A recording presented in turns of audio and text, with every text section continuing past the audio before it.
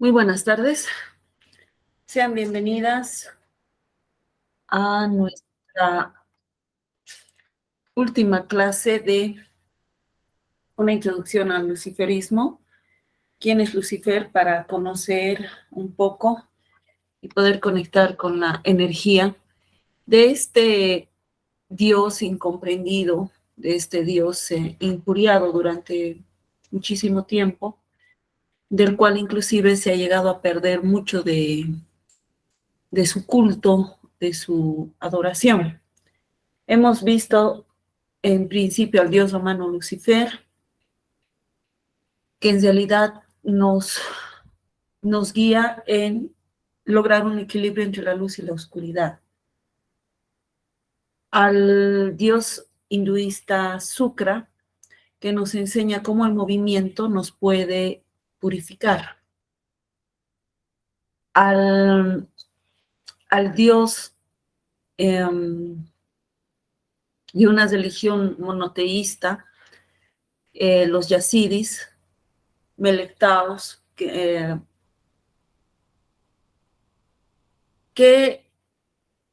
ha sido tal vez uno de los más comparados con demonios, vuelto demonio, y peor porque su fe misma es considerada sacrílega, es considerada una adoración a los demonios, y ellos creen en el ángel Dios, el ángel primordial, ángel Dios que es el creador del cosmos y que en su esencia es incorruptible. Ayer veíamos cómo es que en la telema, que es una filosofía moderna, vigente desde la primera década del siglo XX, se considera a Lucifer, que es en realidad la misma esencia de Osiris, que es uno de los dioses más importantes del panteón egipcio. Y en base a esto y una serie de recopilaciones de diferentes libros del antiguo mundo que corresponden a la magia ritualista, se crea lo que es la telema, también en base a algo que ya se había hecho, aunque escasamente y de forma más literaria, en el siglo XV-XVI, pero que hoy en día toma fuerza. De hecho, las iglesias luciferinas, así como las iglesias y los aquelarres satanistas, tienen mucha vigencia, particularmente en el continente europeo.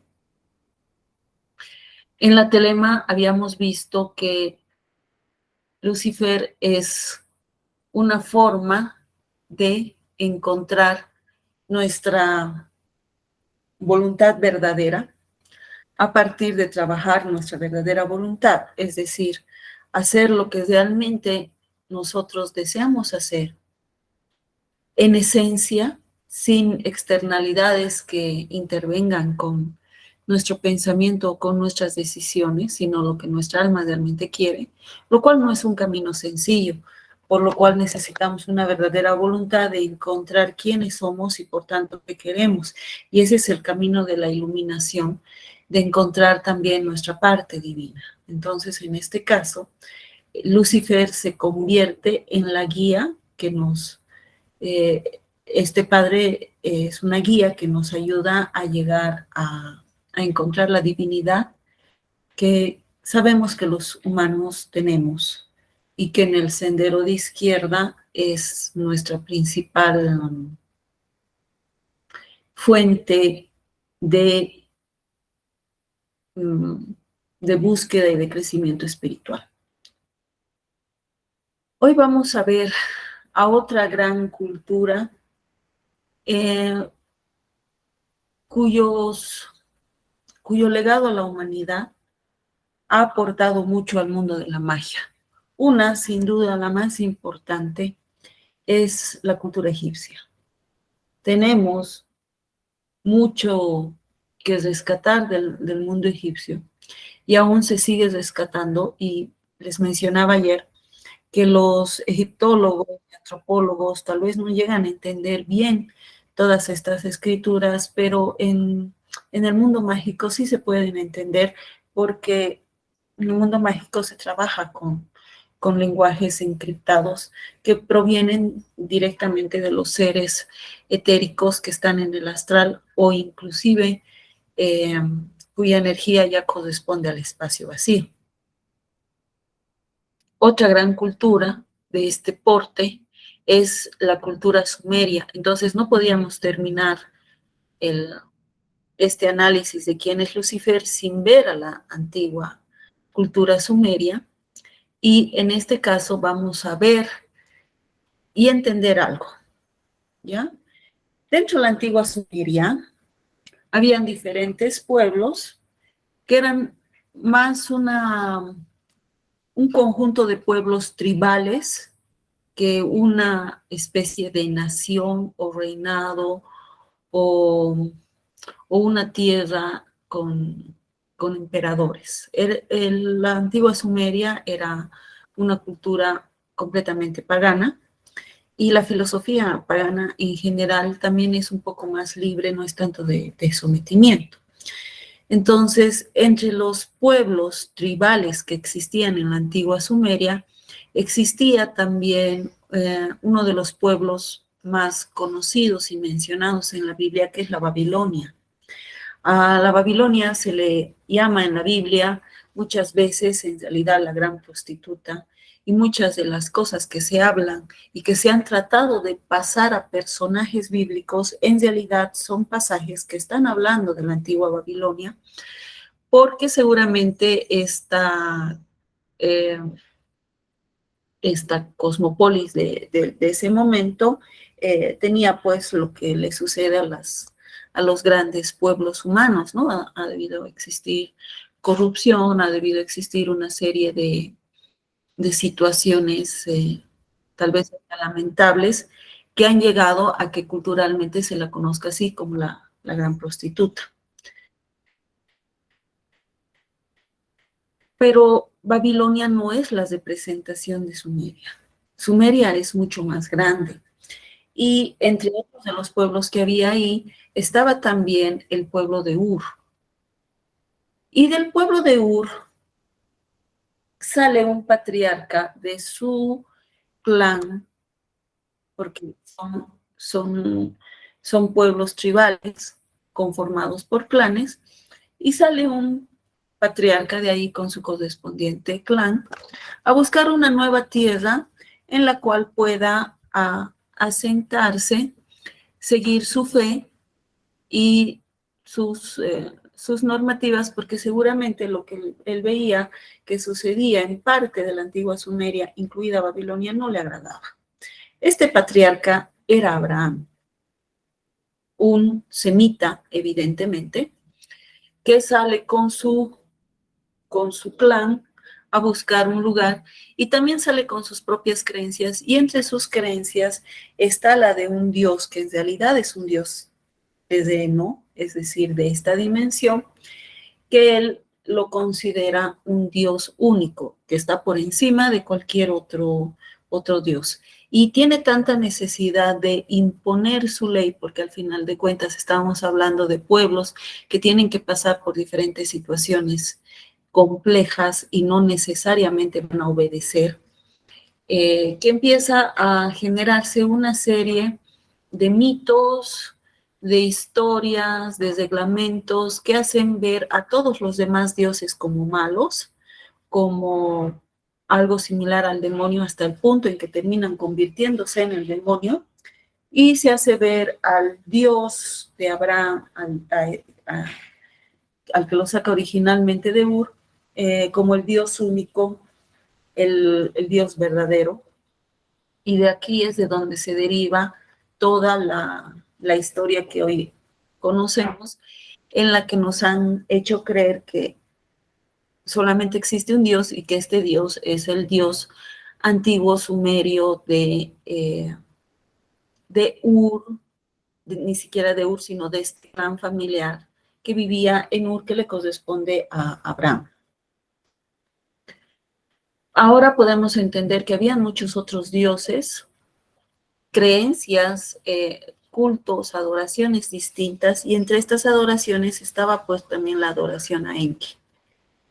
Por supuesto que Enki ha pasado a ser algo enteramente maligno, justamente porque a Abraham le interesaba que su creencia fuera la dominante y que su Dios se convirtiera en el Dios único. Entonces, esto ya les da una idea clara de qué es lo que pasó realmente para que exista esta idea del Dios único.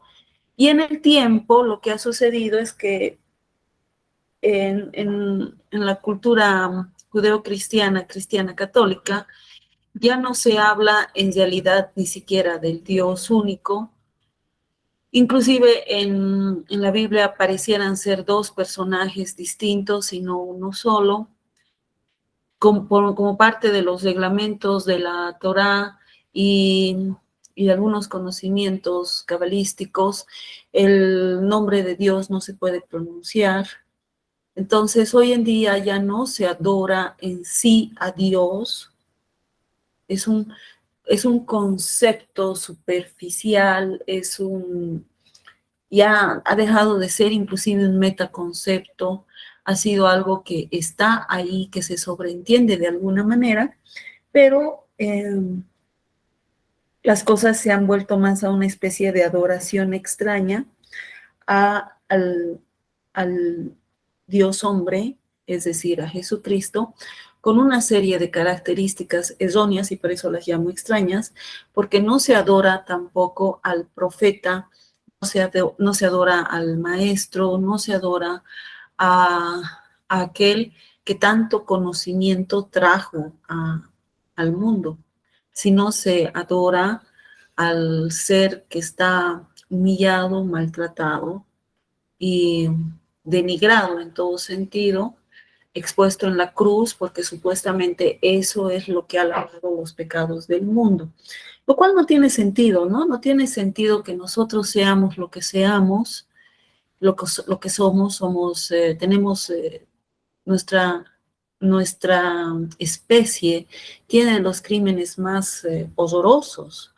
No solamente somos asesinos, violadores, traicioneros, en fin, ¿cómo es posible que todo esto, anterior a Jesús y posterior a Jesús, que se sigue dando, pueda ser lavado por el martirio de un hombre justo además, que finalmente fue crucificado por la idea de que la crucifixión purifica el espíritu? O sea, fue a tal punto humillado que el Hijo de Dios, el Dios hecho carne, hecho hombre, necesitaba en el pensamiento de ese momento ser purificado. O sea, todo esto es humillante y es complejo que en realidad estemos basando toda una religión en este momento y no en lo que llegó a ser realmente el Maestro Jesús y sus enseñanzas. Es más, ni sus enseñanzas se llegan a analizar completamente.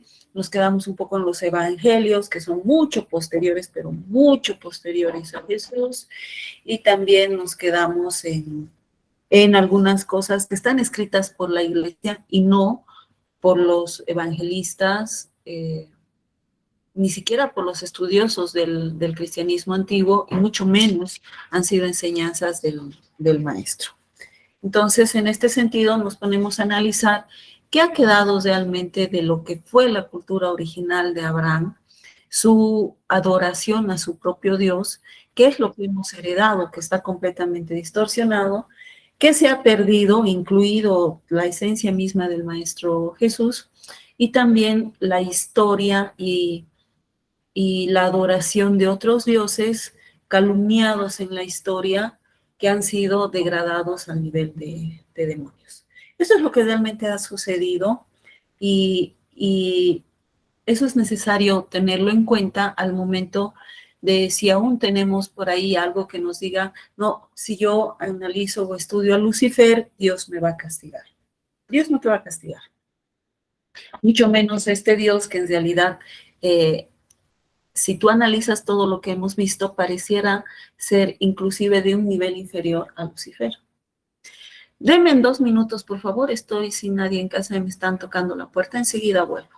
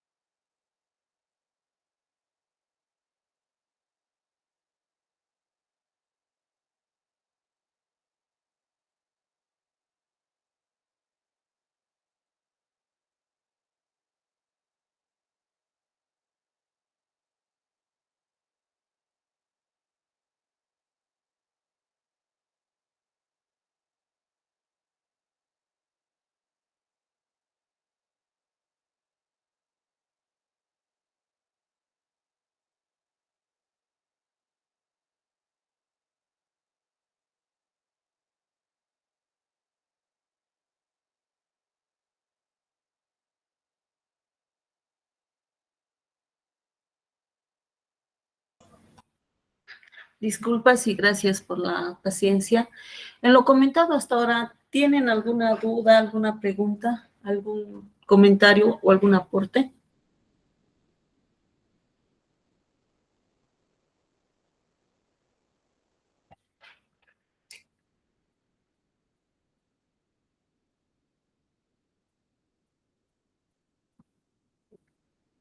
¿No?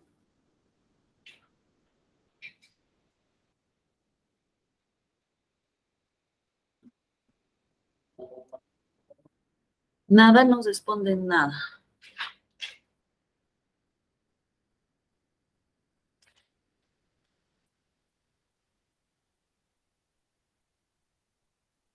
Bueno, vamos a ver entonces a Enki, que corresponde en realidad a la antigua Sumeria, y vamos a ver cómo todo esto se va relacionando con los semitas y posteriormente va derivando también en lo que tristemente se entiende hoy como Lucifer, que en realidad nada tiene que ver con eso. Enki es un antiguo dios mesopotámico, es decir, la antigua Sumeria. Era conocido por ser el verdadero padre, guía y protector de la humanidad. Los griegos los representaron como Prometeo, quien en su profundo amor por la humanidad les robó el fuego divino a los dioses como regalo para el ser humano. Si ustedes recuerdan la historia de Prometeo, él roba el fuego divino, lo entrega a los humanos porque los protegía, los cuidaba, y es castigado a manera de que él tenía que sufrir todas las noches que un águila se comiera su hígado y en el día el hígado volvía a, bueno, en un día el hígado volvía a reproducirse y en el mismo día volvía el águila y se volvía a comer su hígado. Posteriormente el dios Prometeo, este ser es perdonado, nuevamente vuelve a hacer algo por el ser humano y nuevamente vuelve a recibir un castigo, pero ya no tan dramático como fue el que el águila se comiera su hígado. Pero en realidad Prometeo es el padre, la gran guía, el gran defensor de la especie humana. Y él, en realidad, en la cultura sumeria es Enki. ¿Qué nos tiene que llamar la atención de esto? Es el verdadero padre, el guía y el protector de la humanidad. Esto se parece un poco más al concepto de Dios que originalmente debiera tener el Dios único. En la antigua Mesopotamia, Enki protegió a la humanidad de la esclavitud y de la tiranía de otros Anunnakis. Los Anunnakis era un pueblo divino que es el que da origen en realidad a la especie, ¿no? Si es que ustedes van leyendo lo que son las cosmogonías. Sobre todo los protegía de Enlil, que era su hermano, y de Anu, que eran otros Anunnakis que no estaban, que no solamente despreciaban al ser humano, sino que consideraban que el ser humano lo único que podía ser era una especie servil. En cambio, Enki sí apreciaba al ser humano.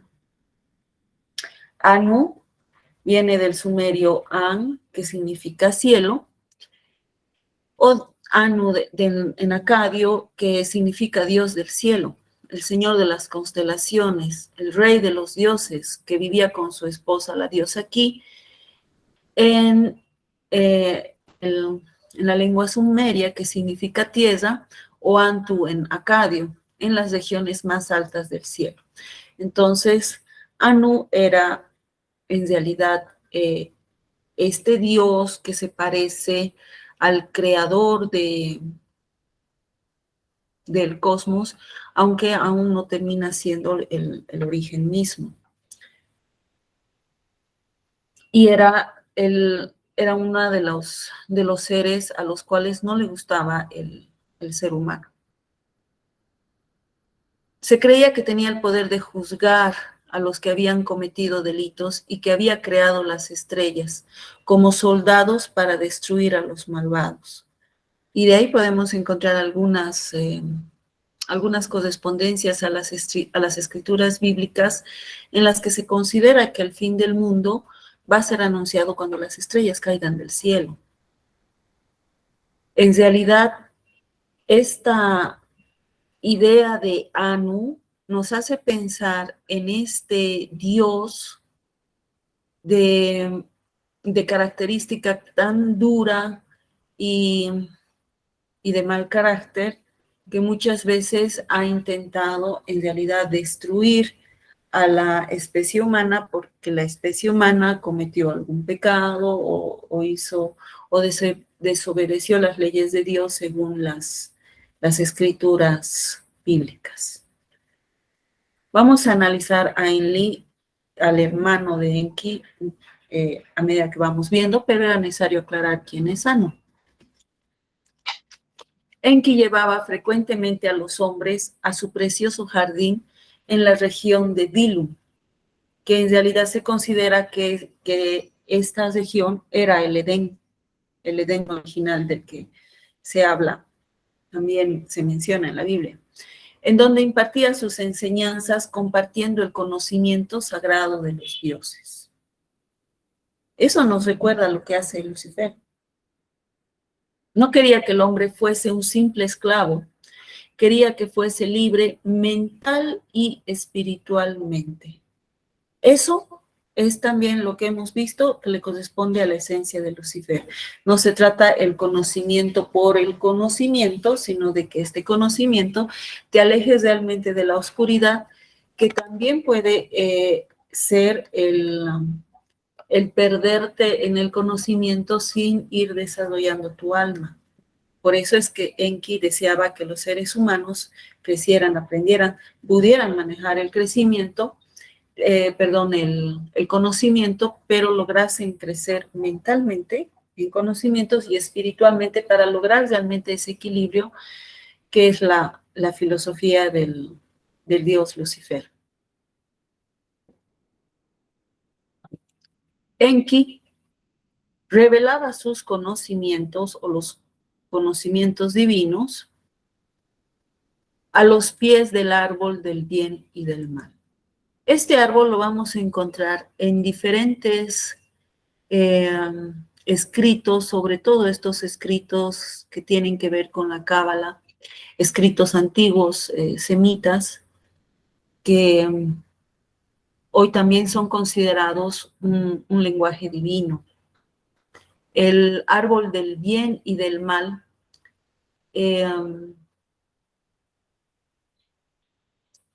hasta hoy se sigue entendiendo para entender todo lo que son las grandes jerarquías angelicales, las grandes jerarquías que son del otro lado de la energía.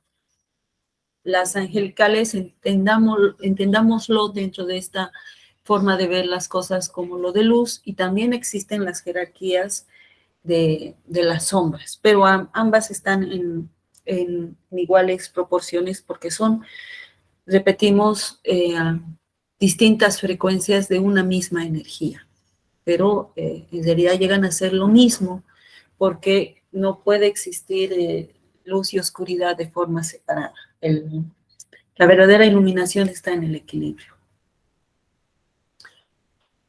También puedes considerar que el árbol del bien y del mal es el árbol prohibido, el árbol del cual no se podían tomar los frutos, el árbol que supuestamente en el cual sucede la tentación de Eva por la serpiente.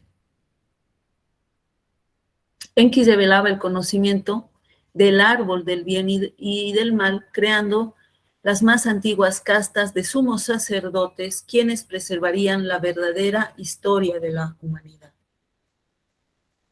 En magia consideramos que de alguna manera los verdaderos practicantes de magia son descendientes de estos iniciados y que también son pues los cantares y lo que se ha ido dejando de generación.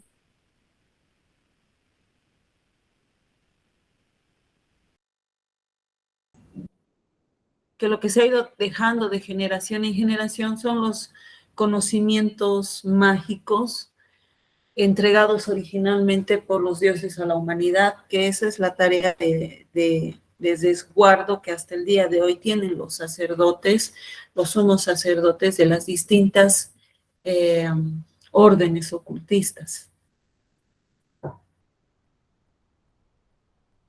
Debido al amor y a la protección que Enki ofrecía a la humanidad y por sobre todo por haber desobedecido las órdenes de Anu y de Enlil, su hermano, Enki se ganó el repudio del resto de los Anunnakis, que le vieron como un traidor, iniciando así la llamada guerra de los dioses.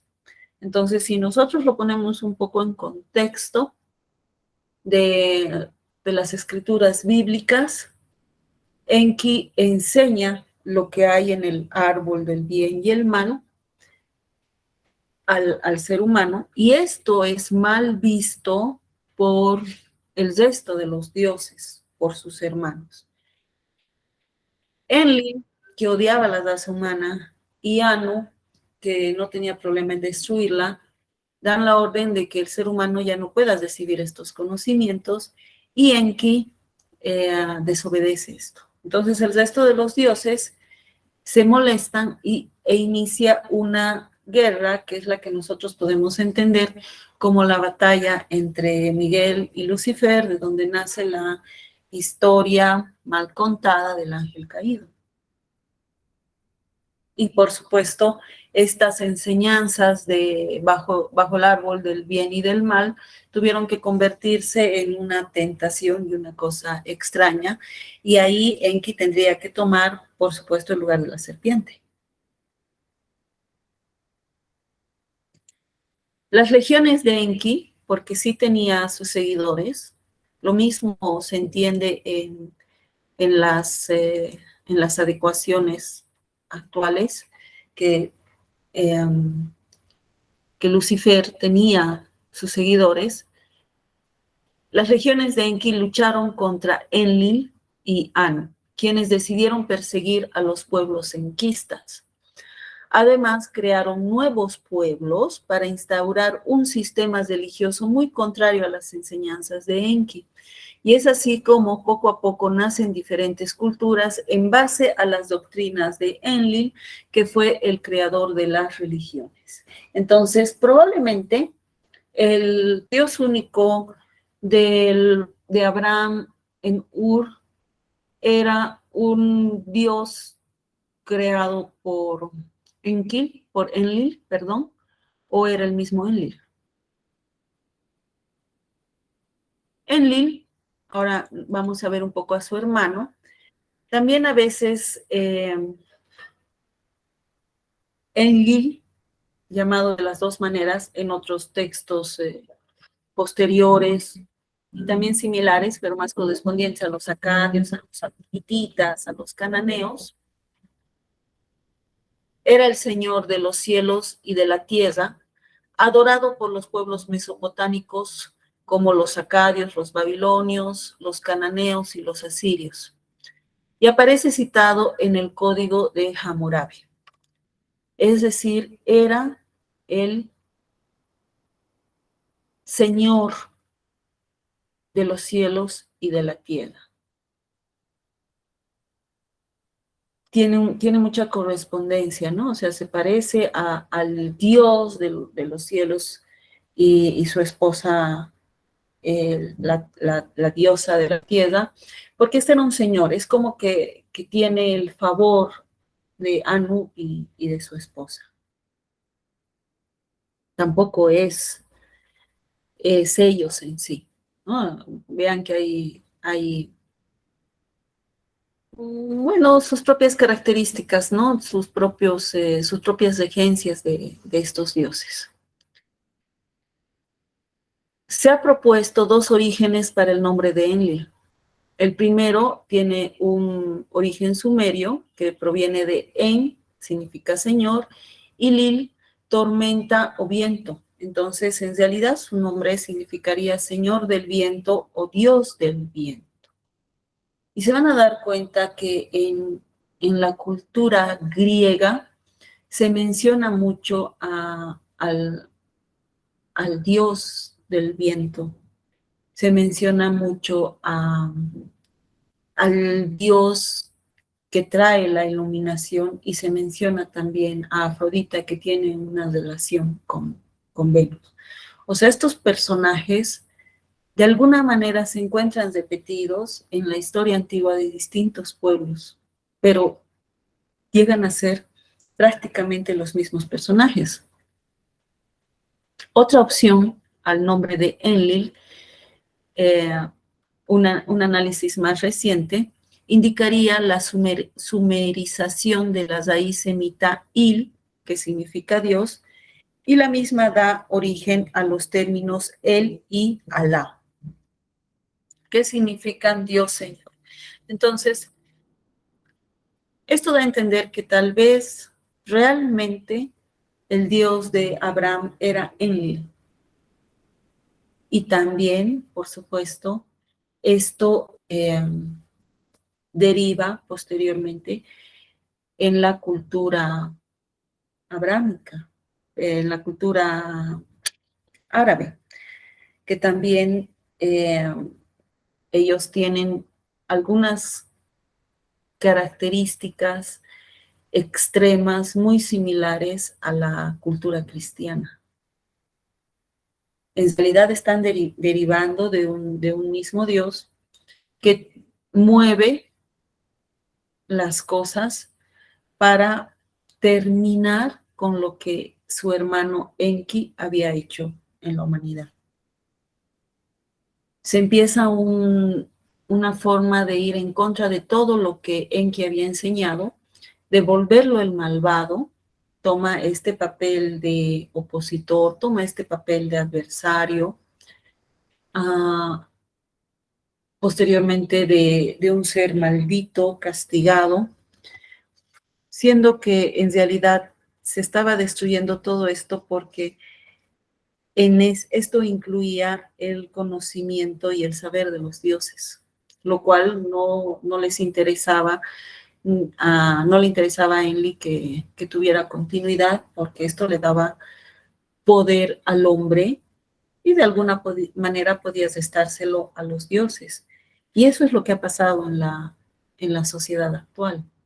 El hombre se ha olvidado de los dioses.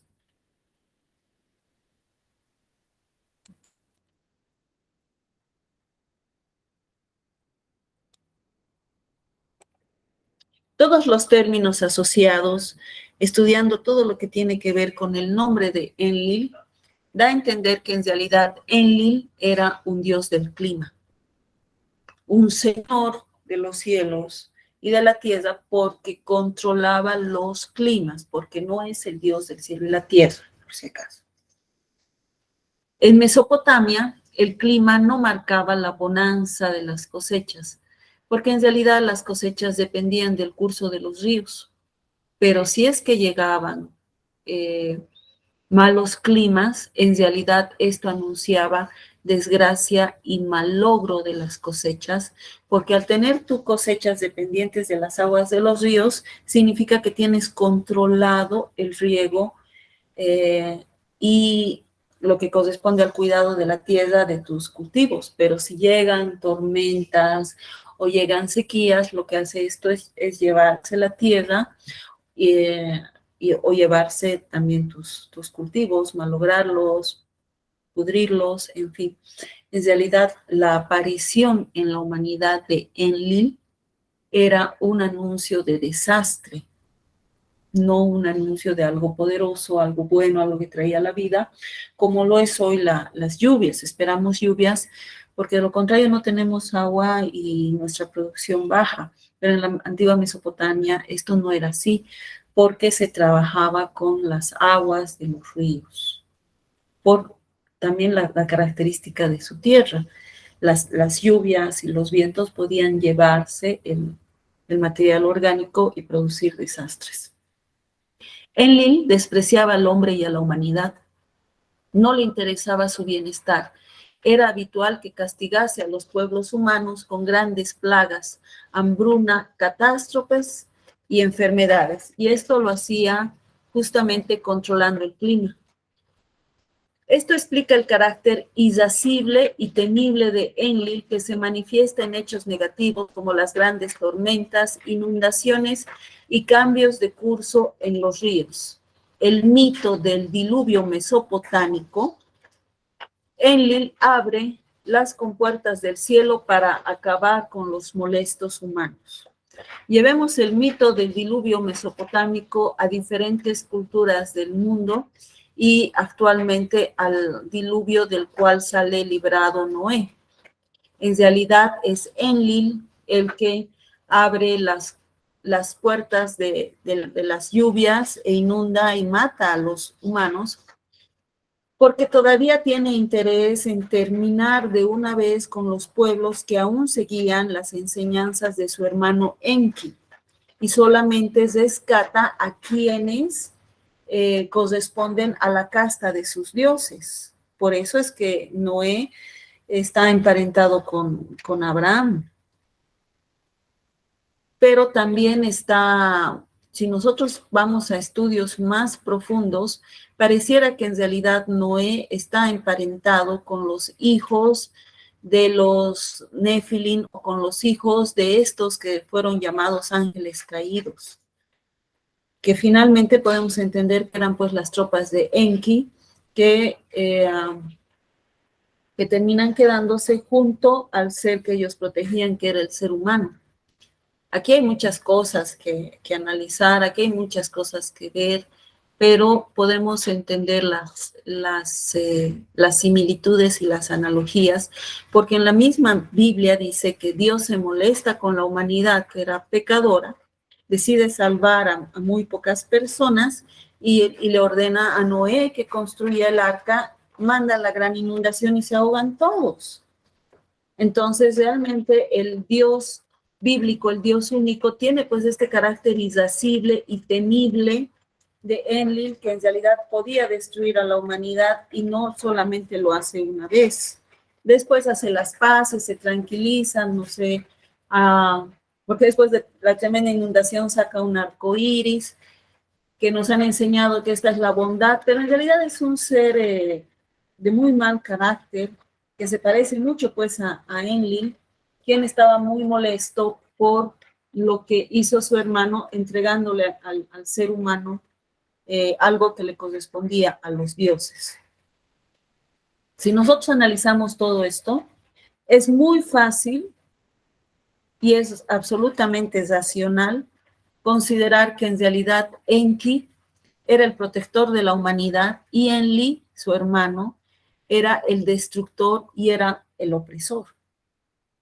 Sin embargo, descubrimos que los semitas en el Antiguo Testamento cambian e invierten los roles y presentan a Enlil como el bueno y misericordioso y lo llamaron Yahvé. Y a Enki como el malvado opositor al que llaman Lucifer y en algunos casos ya más modernos Satanás.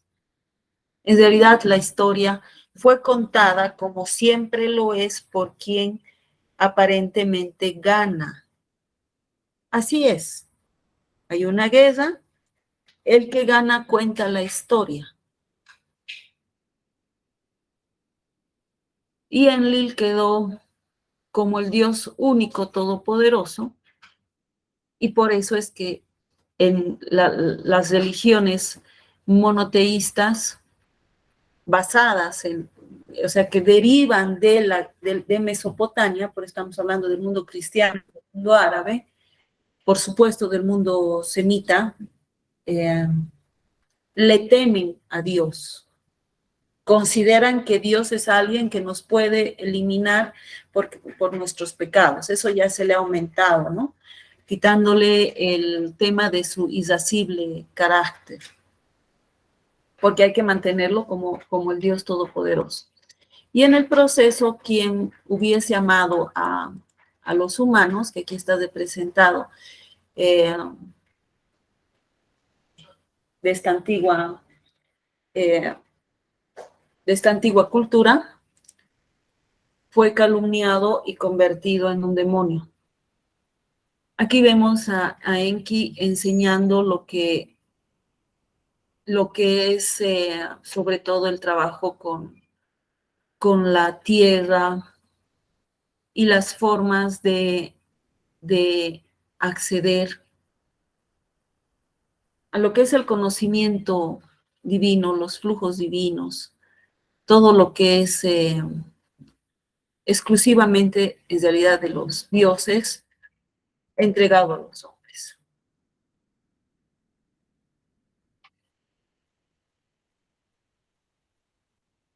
Empecemos con las conclusiones. Es una farsa. Todo lo que nos han contado sobre Lucifer, lo que nos han hecho creer sobre este ser tan puro en realidad, es una farsa. ¿Para qué? Para seguir manteniendo una forma de poder conveniente a ciertos intereses. Solo han copiado, han sincretizado y lo han hecho de forma descarada, sin tener cuidado, por eso es que no tiene coherencia, no tiene coherencia histórica, no tiene coherencia literaria, porque han sido descarados en este copiar y sincretizar las escrituras antiguas, los textos sagrados de las antiguas culturas, y han manipulado las historias a su conveniencia, creando un nuevo libro propio, un nuevo libro sagrado, al cual además se ha intentado poner por encima de todos los demás textos sagrados, siendo que la Biblia ni siquiera es de la época de Jesús. La Biblia no lleva 2000 años de antigüedad. Y hay tratados, sí, religiosos, tratados filosóficos, tratados cosmogónicos y otras que hacen a las culturas de pueblos que existen en la humanidad hace más de 4.000, 5.000 años. Y se ha pretendido poner a este libro no muy coherente por encima de estos textos.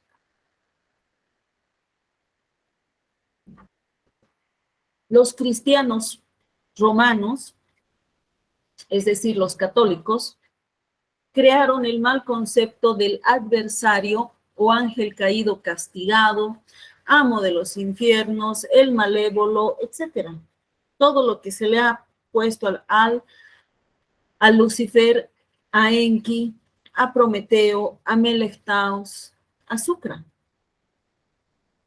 Y se lo ha vuelto el enemigo de Dios porque en realidad Enki no quería Enlil no quería a su hermano Enki, le tenía desprecio porque Enki no le hizo caso.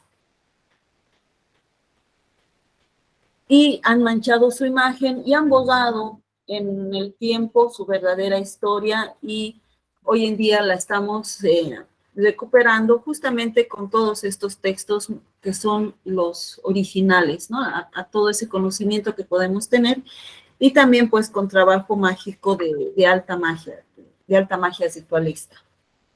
De hecho, Lucifer, según los cristianos, es el rey de los demonios, el señor de los infiernos, a menudo descrito como lleno de putrefacción, odio y rodeado de muerte, pero no hay bases teológicas para que demuestren tal afirmación. Al contrario, tenemos decenas de relatos en todo el mundo, sobre todo en el mundo antiguo, que prueban que Lucifer en realidad era y ha sido y es un ser de luz, un ser bondadoso, un ser sumamente protector y un ser que amaba mucho y que ama mucho a la humanidad, al punto de habernos entregado algo que le correspondía a los dioses. Y se jugó todo por el ser humano. El portador de luz, que es lo que significa Lucifer, defendió la igualdad, la justicia, los derechos para nosotros, para los humanos, y se enfrentó a otros dioses para defendernos. La gran guerra divina de la que se habla en tantos escritos, en tantas culturas. Su nombre, Lucifer, fue adoptado por muchos otros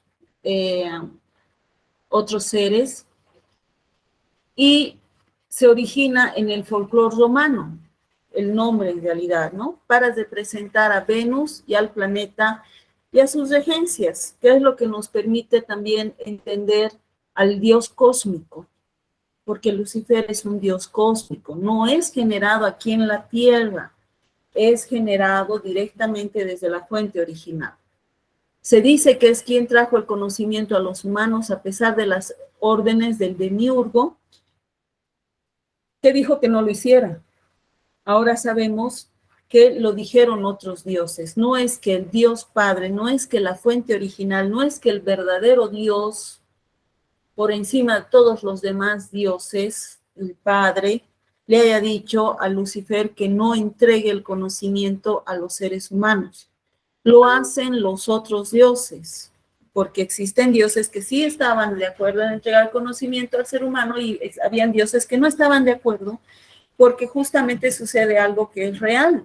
Si tú le das poder al ser humano se olvida de los dioses.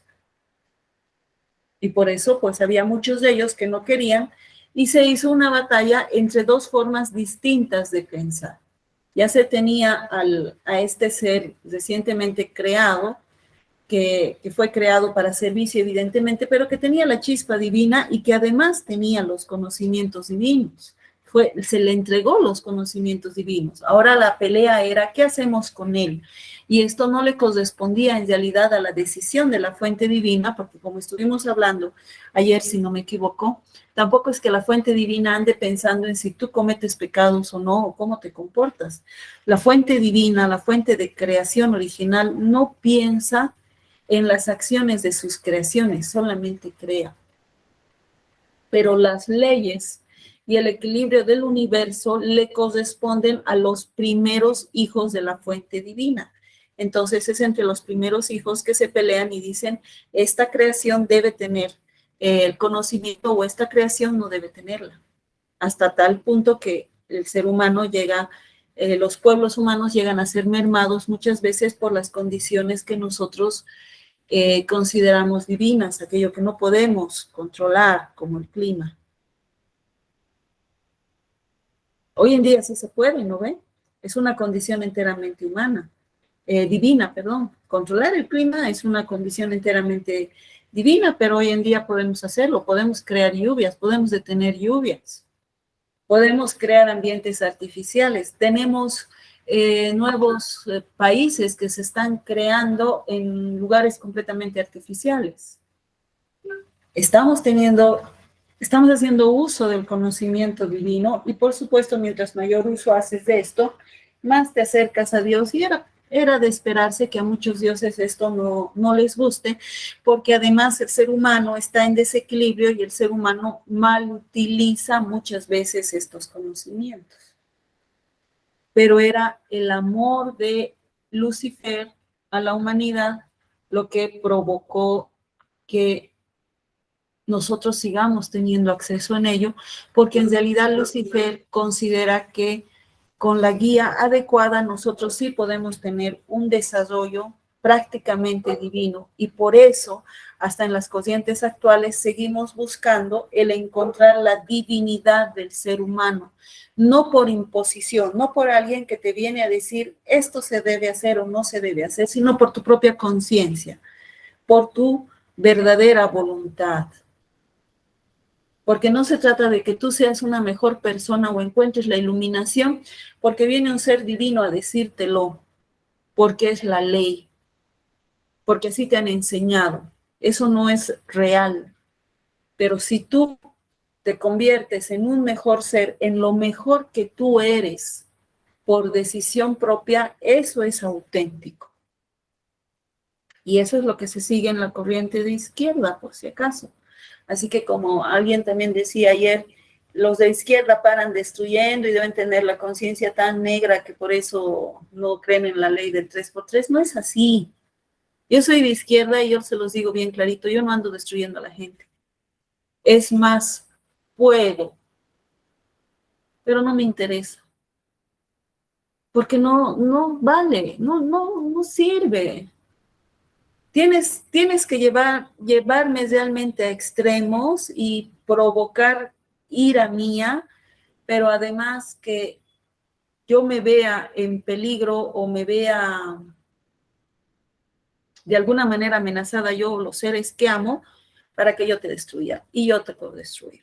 Sí lo hago. Sí te puedo destruir. Pero no porque me mires feo o me digas una barbaridad o nos peleemos porque no tenemos las formas correctas de pensar. Yo te voy a estar haciendo una destrucción por un simple hecho. Mi alma vale más que cualquier cosa que tú puedas pensar o cualquier pelea que finalmente son tonterías. Puede afectarme, puede molestarme porque soy humana, pero eso no va a implicar que yo voy a estar poniendo toda mi energía en andar destruyendo gente. Y eso no es sendero izquierdo. Eso es un error. El sendero izquierdo es buscar tu divinidad por ti. Porque no se está esperando que venga alguien a decirte qué es lo que debemos hacer. Eso quiere Enlil. Porque si no eres un ser que le obedezca, si no eres un Dios que le obedezca, eres enemigo. Y si somos un pobre ser humano que le desobedezca, no somos nada, entonces nos mata. Entonces nos tenemos que convertir en ovejas, ¿cómo es que dice la Biblia? No sé, en rebaño, algo así, que obedezcan. Y eso es en contra de lo que va a la izquierda. Y por supuesto los luciferistas. No somos rebaño, no somos ovejas que van a obedecer para que no te maten, para salvar tu alma, comprarte tu terreno en el cielo, en fin, tantas cosas que se vuelven absolutamente irascibles, cuando tú, entendiendo y tratando de mejorar lo que tú eres a partir de realmente integrar las leyes del universo, puedes convertirte en lo mejor de ti y acercarte realmente a la divinidad. Eso es la izquierda y es la filosofía también del luciferismo. Haz tu voluntad, el amor también es tu voluntad, siempre y cuando respetes e integres las leyes universales. Y si no lo haces, también tendrás conciencia de lo que estás haciendo, pero el tener conciencia de lo que estás haciendo, como tú lo consideres bueno o malo, es una característica a la que se animan más las personas de izquierda porque están asumiendo por sí mismos algo. En cambio, si tú eres seguidor de unas leyes impuestas, no puedes asumir las cosas. Tú simplemente obedeces. Y a tal punto ha llegado esto que muchas personas han hecho barbaridades en el mundo a nombre de obedecer a Dios. Obviamente estaban alucinando, pero ¿qué le dices a una persona absolutamente religiosa que dice que está cumpliendo las órdenes de Dios? No le puedes decir nada. Y en eso se basa el catolicismo. Y lo sé porque yo he nacido en el mundo cristiano, católico. No lo soy. No soy católica. Me han confirmado y todo ello porque era obligatorio, pero yo no soy católica. Nunca lo he sido realmente. Pero sí entiendo cómo se maneja esto. Lucifer nos abrió los ojos, nos dio conocimiento para ver, para conocer, sobre todo para reconocer y poder diferenciar el bien del mal. Sí lo podemos diferenciar, sí lo podemos ver, pero con los conocimientos que nos entregó Prometeo, que nos entregó Lucifer, que nos entregó Enki, que nos entregó otro Dios, que tú quieras ponerle el nombre que quieras, nos permitió reconocer, entender realmente la diferencia entre el bien y el mal y tú tomar tus propias decisiones en el camino de tu evolución. No por orden, sino por evolución, porque tienes pues la chispa divina. Representa, Lucifer, representa la dualidad. Sí la representa. Por eso es considerado un dios del sendero izquierdo, el portador de la luz, pero también el príncipe de las tinieblas y su oscuridad, que no significa el mal, significa esa parte tuya que todavía no te animas a abandonar porque eres humano. Porque el momento que abandones toda tu parte humana, te habrás acercado a la divinidad y eventualmente también dejarás tu cuerpo y te convertirás en un ser más divino. Pero mientras tengas esta parte humana, significa que hay cosas en ti que le corresponden a la oscuridad. Y Lucifer es la unión, así como Venus en el cielo es la unión, la parte de penumbra entre estas dos situaciones de oscuridad y luz, la unión entre estos dos, el equilibrio entre estos dos. Dentro de lo que ya es el luciferismo, el padre Lucifer va a entender a los marginados. Él entiende a los marginados porque él ha sido marginado. Entiende el dolor de la vilipendia por defender lo que es correcto. ¿Quién no ha sentido en algún momento realmente defender lo que es correcto y que más bien seas maltratado o maltratada por ello? Entiende lo que es la caída en el pozo más profundo de la desesperación y entiende lo que es la no aceptación. Entonces, estos aspectos se pueden trabajar con el padre Lucifer. Representa el amor propio, el disfrute de la existencia en el eterno presente, el poder del conocimiento, la libertad de la naturaleza misma y los prohibidos saberes mágicos. Venus. Todo eso es Venus. Gobierna la igualdad la equidad, la devolución, la iluminación, la rebelión, a las hermanas las considera, las une, las hace una sola, a las hermanas luz y oscuridad, ninguna por encima de la otra. La sanación, la curación, es parte del conocimiento, curar el trauma, sanar, curar el dolor. Todo esto y mucho más nos enseña el culto, la adoración al Padre Lucifer, High Lucifer, y con esto los dejo. Y estoy lista para recibir sus preguntas. Muchas gracias.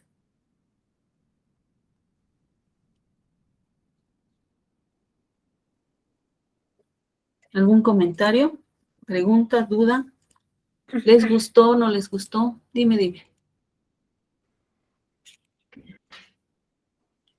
¿Quieres hablar, no, Cleopatra? No, lo que pasa es que la conexión está muy cortante y quería saber si esto está guardado en algún lugar. Está apagándose acá, rato hay un viento infernal.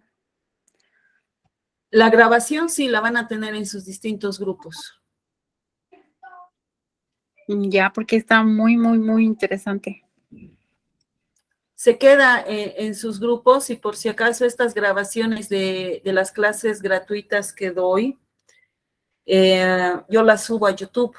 Entonces en YouTube se va a quedar. Ustedes ahí van a tener en lo que les dejo, tienen en mi sitio, lasartesdelilith.com, y ahí están pues, todos los grupos, los cursos gratuitos que yo doy. Están ahí, eso no se pierde.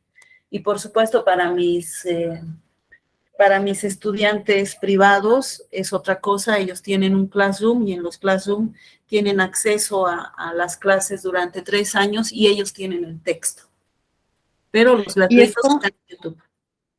¿Perdón? ¿Y eso del grupo privado, hay algún requisito? ¿Se paga algo?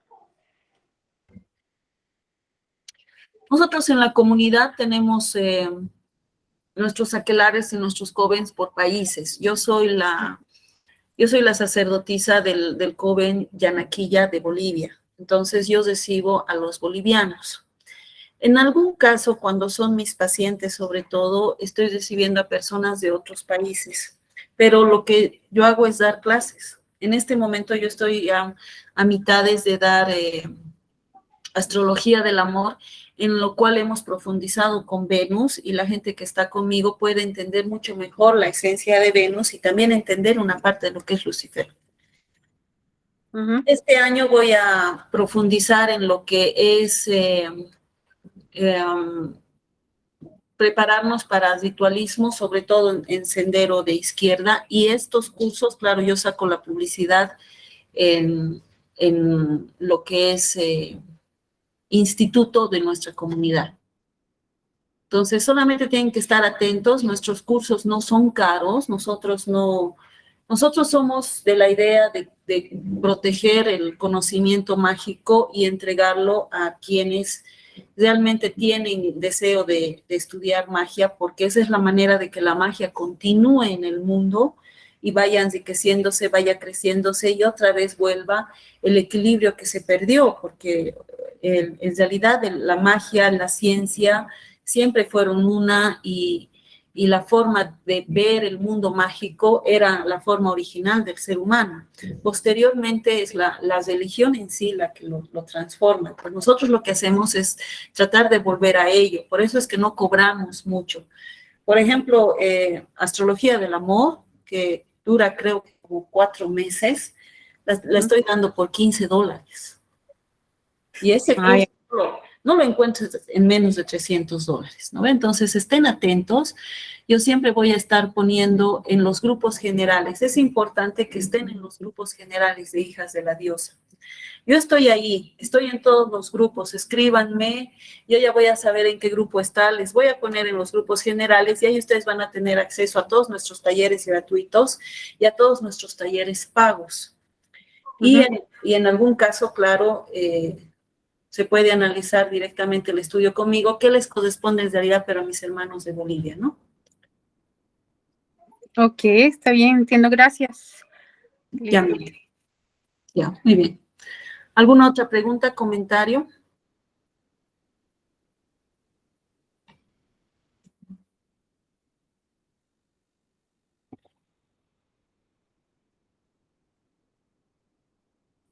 Y de mi parte, no, maestra, a mí se me hace súper interesante todo esto, me llama mucho la atención, pero nunca había profundizado a saber y a entender esta parte, de Lucifer, de la parte oscura, pero sí está súper interesante, me gusta mucho. Y gracias por compartirnos estas clases tan bonitas, que ayer me la perdí, pero al rato me conecto a ver la que quedó grabada. Porque sí quiero entender más a profundidad lo que es el sendero izquierdo. Me llama la atención mucho. Muy bien, corazón. Pero de hecho, todas las personas que están estudiando alta magia en la comunidad van a ver algo más del sendero izquierdo porque va a entrar el maestro Ares, ¿no? Maestro Ares, Sí, maestre Atem, ellos corresponden al sendero izquierdo. ah, muy interesante, mucho, mucho más cada día. El maestre Ares es satanista y ¿Sí? es de los verdaderos satanistas, sí, es una maravilla pasar clases con él porque sí nos estuvo dando algo claro con traducción Ujú. y ahora lo va a dar él. Pero el satanismo del maestre Ares es el verdadero, ¿no? Además es ese que se ve en Europa, no hay acá, no hay en Latinoamérica. El satanismo en Latinoamérica está muy distorsionado y es cualquier cosa. No Sí, hay confíen muchas en cosas. satanismo latinoamericano, pero el europeo es otra cosa, está muy bien y uno de los eh, más coherentes y mejor preparados en este ámbito es el maestro Ares. Ah, Y es satanista. ay, muchas gracias, maestra. Muchísimas gracias. Ya, corazón, pero inglés, inglés, inglés, tenemos que aprender inglés. Sí, No habla. sí. Ay, sí, eso es lo que me está torturando ahorita. Pero bueno, es un conocimiento que también es importante y más si lo tienes que tomar con el maestro Ares, Es que, no, sí, vale la pena. es que si quieres estudiar magia ritualista en profundidad, tienes que aprender idiomas. La maestra habla un montón de idiomas. Tenemos que aprender porque muchas cosas se deben pronunciar en su idioma verdadero. Aparte de la pronunciación, tienes que saber lo que significa, hay que entender idiomas, necesariamente, sí. Ah, Así que aprender. sí, no, pues sí, le voy a poner más ganas Sí. todavía. Sí, Muy gracias, bien. maestra. Bueno, gracias, amores, por acompañarme esta semana. Espero que esto les haya agradado. De aquí a un tiempo voy a sacar un solamente luciferismo, ya no introducción. Obviamente, como estas son mini talleres, es muy reducido, pero vamos a ver justamente esta historia que le da base a la escuela de la telema entre el siglo XIII y XIV, ¿no? Que es la historia de Gargantúa y Pentagruel. Ese va a ser mi siguiente taller gratuito en la diosa blanca. Hasta ese entonces, les deseo unas muy buenas clases. El lunes iniciamos con quiromancia, con la maestra, la bruja Circe. ¿Listo?